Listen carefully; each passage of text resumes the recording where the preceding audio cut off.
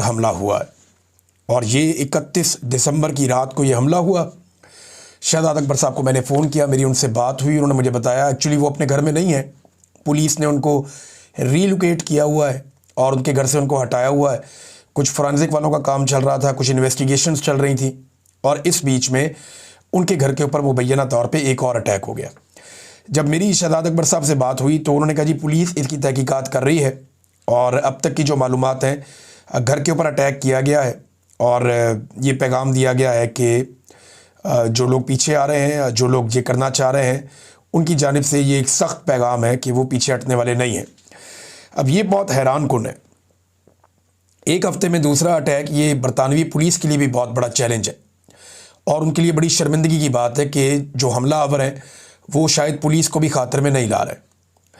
बरतानिया में बैरिस्टर शहजाद अकबर के घर पे नामालूम अफराद का हमला और जलाने की कोशिश, ये रिपोर्ट हुआ है। ये 31 दिसंबर की शाम को अटैक हुआ। इंग्लैंड का इलाका है कैम्ब्रिजशायर, वहाँ पे उन्होंने बताया कि उनकी रिहाइशगाह के ऊपर एक मुजरिमाना हमला किया गया जिसका मकसद शदीद नुकसान पहुँचाना था। आग लगाने की कोशिश की, इमलाक को नुकसान पहुँचाया। शहजाद अकबर कहते हैं कि एक हफ्ते में मेरे घर पर और मेरी फैमिली पर ये दूसरा संगीन हमला किया गया है। दोनों वाक़यात वाज़े बदनीयती के साथ अंजाम दिए गए। ये वाक़यात कोई इत्तफ़ाक़ी नौइयत के नहीं हैं और ना ही दोनों अलग थलग वाक़यात हैं। ये मनसूबाबंदी के तहत मुझ पर हमला किया जा रहा है। पहले जो मुझ पर हमला किया गया उसमें मुझे शदीद जिस्मानी चोटें भी आई थीं। ये नादरीन सूरत हाल है। अब इस पे पुलिस के लिए बहुत बड़ा चैलेंज है कि बरतानिया जैसे मुल्क में भी अगर आप महफूज नहीं है या आपका घर महफूज नहीं है तो बरतानिया की क्रेडिबिलिटी पे बहुत बड़ा सवाल खड़ा हो जाएगा। पूरी दुनिया में लोग जिन ममालिक को महफूज समझते हैं उनमें एक मुल्क बरतानिया भी है। लोगों को लगता है कि यहाँ पे जराइम पेशा अफराद अपनी मनमानी नहीं कर सकते और बाहर से आने वाले उनके दुश्मन उन्हें टारगेट नहीं कर सकते। ये एक वेपन फ्री सोसाइटी है, यहाँ पे हथियार नहीं है लोगों के पास, लेकिन इसके बावजूद इस किस्म के अटैक्स और ऐसी दीदा दिलेरी, ये बरतानवी पुलिस के लिए बहुत बड़ा चैलेंज है। दूसरा नादरीन, एक और अफसोसनाक खबर है। मियाँ अली अशफाक साहब मेरे दोस्त हैं, बहुत सारे और सहाफ़ी उनके भी दोस्त हैं और मेरा तो बचपन का दोस्त है। एक शानदार ताल्लुक़ हमने सारी ज़िंदगी इंजॉय किया। तो मियाँ अली अशफाक साहब एक केस लड़ रहे थे और कराची के अंदर जो वाक़या हुआ रजब भट्ट नामी सोशल मीडिया एंटरटेनर के साथ, जो वहाँ पे इंसिडेंट हुआ बड़ा अफसोसनाक, वकला ने उनको मारा कि उन्होंने किसी वकील के बारे में तनकीद की थी और इस वाक़े के बाद एक FIR भी दर्ज हुई। बहरहाल अब कराची में जो ये तशद्दुद का मामला था ये पंजाब बार कौंसिल में पहुँच गया और जो रिपोर्ट आ रही है वो ये आ रही है कि जो कराची की बार है, बजाय इसके कि वो एक्शन लेते इस पुरतशद्दुद वाक़े का, उन्होंने लिख दिया यहाँ पे पंजाब बार को और पंजाब बार ने मियाँ अली अशफाक साहब का लाइसेंस मुअत्तल कर दिया। अब तक जो दस्तयाब मालूमात हैं उनके मुताबिक तो यही है कि ना बुलाया गया, ना सुना गया, ना बात की गई, ना पूछा गया और एक तरफ़ा ये कार्रवाई कर दी गई और लाइसेंस की मुस्तकिल मनसूखी के लिए ये मामला डिसिप्लिनरी कमेटी को भी भिजवा दिया गया है। और इसमें इल्ज़ाम ये लगाया गया है कि कराची सिटी कोर्ट में हड़ताल के बावजूद अली अशफाक साहब अदालत में पेश हुए। तो क्या ये पहली दफ़ा ऐसा हुआ है? यानी वकला की हड़ताल के बावजूद बहुत सारे वकला अदालतों में पेश होते रहते हैं। हमने एक दफ़ा नहीं कई मरतबा देखा है, बहुत मरतबा देखा है, ऐसा होता रहता है। क्या तमाम वकला के लाइसेंस मनसूख हो जाते हैं? ये मामला उस लड़ाई का है और मेरे ख्याल में ये अब निशाना बनाया जा रहा है और ये ज़्यादती की मिसालों में से एक और मिसाल है। मियाँ अली अशफाक ने, हम बहुत सारे सहाफ़ियों के केसेस और बहुत सारे सियासतदानों के केसेस और बहुत सारे पिसे हुए तबकात के केसेस, ऐसे लोगों के केसेस जो पैसे भी नहीं दे सकते, बग़ैर किसी फ़ीस के लड़े हैं। अब अली अशफाक को बहुत सारे लोग इसलिए भी निशाना बनाते हैं, कुछ मेरी वजह से बनाते हैं कि मेरा बचपन का दोस्त है, मुझे तकलीफ़ पहुंचाने के लिए अली अशफाक को निशाना बनाते हैं। कुछ लोगों के साथ पुराना कोई स्कोर सेटल का मामला है, अली अशफाक ने उनको तकलीफ़ दी हुई है माजी में, तो उन्हें लगता है कि अब मौका इससे बदला लेने का, हम तगड़े हो गए हैं तो वो अब इसको तकलीफ़ पहुंचाते हैं। तो सबका अपना अपना रीज़न है। लेकिन जो लोग पाकिस्तान में मौजूद है और जिनकी इस आदमी ने मदद की है, वो सारे ये जानते हैं कि बड़े खलूस के साथ अली अशफाक ने बहुत सारे लोगों के केसेस लड़े हैं और वो सब लोग आवाज़ भी उठा रहे हैं इस मामले में।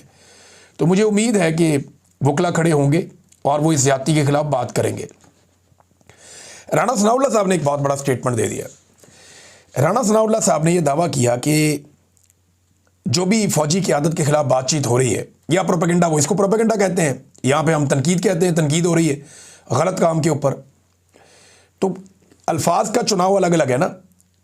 हमें यह लगता है कि फौजी क़यादत जो इस वक्त पॉलिसीज़ चल रही है उनके ऊपर तनकीद की जा रही है, उनकी पॉलिसीज़ की वजह से। हुकूमत उसके लिए लफ्ज़ इस्तेमाल करती है जी उनके खिलाफ प्रोपेगेंडा किया जा रहा है। वो कह रहे हैं जी ये सिलसिला बंद हो तो मुलाकात का रास्ता निकल सकता है। आसिफ अली जरदारी, नवाज शरीफ, आसिम मुनीर अगर इमरान खान साहब के साथ बैठ जाएं, बातचीत हो जाए तो कोई मसले का हल निकल आएगा। देखिए, आसिफ अली जरदारी और नवाज शरीफ तो ना 3 में ना 13 में बेचारे बिला वजह ही बीच में होंगे। लेकिन अगर आसिम मुनीर इमरान खान साहब से मिलने जाके, जो इमरान खान की बहन ने भी कहा था कि अगर इमरान खान के सामने कोई रो दे तो वो फिर माफ़ कर देते हैं। लेकिन आसिम मुनीर साहब को करना क्या, सिर्फ इमरान खान साहब से ये कहना कि जी मुझे आप कुछ ना कहें। फिर उन्हें इस्तिस्ना की भी ज़रूरत नहीं रहेगी, फिर उन्हें किसी और ऐसी चीज़ की ज़रूरत नहीं रहेगी और वो निकल जाए इस सारे मामले में से। ठीक है, छोड़ें सियासतदानों को, मुल्क को चलाने दें। लेकिन जिसके पास ताकत होना पाकिस्तान में, वो ताकत छोड़ता नहीं है। जिसके पास इख्तियार और इक़्तिदार आ जाए ना, वो उसको छोड़ता नहीं है। पाकिस्तान में नीचे से लेके ऊपर तक आवे का आवा ही बिगड़ा हुआ है। कोई आदमी भी अपनी सीट छोड़ना नहीं चाहता। तो मुझे लगता है राणा सनाउल्लाह साहब ने बात तो बड़ी लॉजिक की है कि बैठ जाएं सारे और बैठ के कोई मसले का हल निकालें। जो मिलिट्री एस्टेब्लिशमेंट है ये अपनी बैरकों में वापस जाएं और अपनी आईनी हुदूद के अंदर जाएं और अवाम की मुंतखब क़यादत को मुल्क दिया जाए। पाकिस्तान में अगर ये इलेक्शन ठीक नहीं हुए तो अगले इलेक्शन करवा दिए जाएँ और अवामी मैंडेट का एहतराम किया जाए।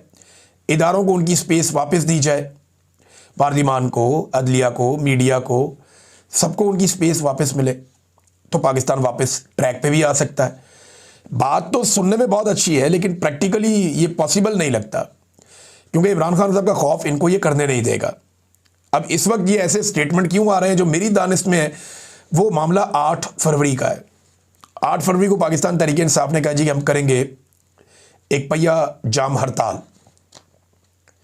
देखिए, अगर पीटीआई कामयाब हो जाती है, पाकिस्तान का मीडिया तो यही चलाएगा ना, 10 दुकानें खोल के भी ये चलाएगा। बल्कि 1 दिन 2 दिन पहले फुटेज बना के रख लेंगे कि जनाब जब पूरा पाकिस्तान बंद होगा तो हम ये फुटेज चलाएंगे, जनाब ये इलाका खुला, ये इलाका खुला, ये इलाका खुला। मीडिया को ये 2 नंबरियां करनी आती हैं, एस्टेब्लिशमेंट को भी आती हैं। लेकिन अगर अमली तौर पे पाकिस्तान बंद करने में कामयाब हो गई पाकिस्तान तहरीक इंसाफ 8 फरवरी को, तो फिर एक बात याद रखिएगा, खतरे की घंटी बज जाएगी। क्योंकि स्ट्रीट मूवमेंट जो है उसके लिए अब कोशिशें आगे बढ़ रही हैं। खैबर पख्तूनख्वा में बहुत सारे दौरे रखे गए हैं। सुहेल अफरीदी के मुख्तलिफ इलाकों में वो जाएंगे, मुख्तलिफ अजला में वहाँ रैलियाँ निकाली जाएंगी। एक मोटिवेशन जो है वो अब शुरू की जाएगी और स्टूडेंट्स को बहुत अहम रोल मिलने वाला है आने वाले दिनों में। तो आप देखेंगे कि स्ट्रीट मूवमेंट आगे की तरफ बढ़ेगी। नंबर 2, 9 तारीख को जुमे वाले दिन अब ये खैबर पख्तूनख्वा से वज़ीर आला उठेंगे और अपने साथियों के साथ सिंध जाएंगे। कराची में बड़ी गहमा गहमी है, इसके ऊपर मूवमेंट शुरू हो गई है और कराची में बड़े अरसे के बाद पाकिस्तान तहरीक इंसाफ का कोई रहनुमा इस तरीके से मुतहर्रिक होने जा रहा है। तो कराची ने पहले भी बड़े बड़े इज्तिमा किए हैं, कराची ने पहले भी बड़ी ज़बरदस्त पैगाम दिया है हर मौके के ऊपर। तो यहाँ आप देखते हैं कि कराची किस तरह से रिस्पॉन्ड करता है। तो 8 फरवरी की फ़िक्र है, स्ट्रीट मूवमेंट की फ़िक्र है और जब भी इन्हें फ़िक्र होती है ये इसी किस्म का कोई स्टेटमेंट दे देते हैं। देखिए, नया साल आया नादरीन, सब एक दूसरे को मुबारकबाद दे रहे हैं। पाकिस्तान में लोग रात भर नाच गा रहे थे सड़कों पे, ऐसे जैसे पाकिस्तान की तरक्की का सफ़र रुक ही नहीं रहा। यानी ऐसे नाच गा रहे थे जैसे लोग इंटरटेनमेंट के बेचारे तरसे हुए हैं, सुख का सांस ही कोई नहीं है। तो जब उन्हें मौका मिलता है वो बाहर निकलते हैं, अपने लाउड एक्सप्रेशन शो करते हैं, नाच रहे थे, गा रहे थे। लेकिन क्या हम वो कर रहे थे जो इस्तांबुल में हो रहा था? यानी जब लाहौर की और मरी की सड़कों पे और बाकी शहरों की सड़कों पे लोग नाच गा रहे थे ना, तो उस वक्त इस्तांबुल में तैयारी हो रही थी गज़ा के साथ इज़हार यकजहती की। 5.25 लाख लोग निकले इस्तांबुल में और उन्होंने दुआ भी की, इज़हार यकजहती किया गज़ा के अपने फ़लस्तीनी भाइयों के साथ। लेकिन पाकिस्तान में कॉन्सर्ट हो रहे थे, नाच गाने हो रहे थे। पाकिस्तानियों को यह सोचना पड़ेगा कि उनके ऊपर यह जुल्म क्यों होता है। ये जालिम आपके ऊपर तब तक मुतहर्रिक रहेंगे जब तक आप एक मुट्ठी बनकर खड़ा होना नहीं सीखेंगे। गानों पे झूमने से बेहतर है कि आप एक दफ़ा दमादम मस्त कर अंदर करें और अपना हक मांगें, क्योंकि आपके हक के लिए सिर्फ लीडर की जिम्मेदारी नहीं है कि वो लड़े। कभी नवाज शरीफ लड़े, कभी बेनज़ीर लड़े, कभी जुल्फिकार दी भुट्टो लड़े, कभी कोई और लड़े, आज इमरान खान लड़ रहा है वो लड़ाई। आपको खुद अपनी लड़ाई लड़नी पड़ेगी, आपको खड़े होना पड़ेगा। पाकिस्तानी जब तक खड़े नहीं होंगे तब तक लीडर जितनी मर्जी कुर्बानियां देते रहे, पाकिस्तान आगे नहीं बढ़ेगा। एक दफा पाकिस्तानियों को खड़ा होना पड़ेगा, निकलना पड़ेगा बाहर, जैसे कौमें निकलती हैं। पाकिस्तानियों ने 8 फरवरी को एक बड़ा पुरअमन तरीके से, बड़ा शानदार तरीके से इनकलाब का एक जलवा दिखाया था। ये वही पाकिस्तानी है। इन्हें एक मरतबा फिर पुरअमन तरीके से एस्टेब्लिशमेंट को बताना पड़ेगा कि हमारे पास दूसरा तरीका भी है और हम इससे इस्तेमाल भी कर सकते हैं, और बड़े पुरअमन तरीके से हो जाएगा। इनकी तबीयत सेट हो जाएगी अगर एक दफ़ा पूरा पाकिस्तान बाहर आ जाए तो, और पाकिस्तान बाहर अल्टीमेटली आ ही जाएगा। क्योंकि पाकिस्तानियों का मुकाबला को बहुत अक्लमंद लोगों से नहीं है, वो भी बड़े एवरेज किस्म के लोग हैं। अब देखें ना, ये जुरैन नज़ाबानी, इन्होंने आर्टिकल लिखा एक्सप्रेस ट्रिब्यून में, जिसमें उन्होंने बताया कि नई नस्ल जो है वो नफरत कर रही है आपसे। आप जो मर्जी कर लें, जो सौदा बेचना है, नई नस्ल आपसे वो सौदा नहीं खरीदेगी। वो आपकी बात सुनने के लिए तैयार नहीं है, बल्कि वो आपको म्यूजिक एंजॉय करेगी जब उनको मौका मिलेगा।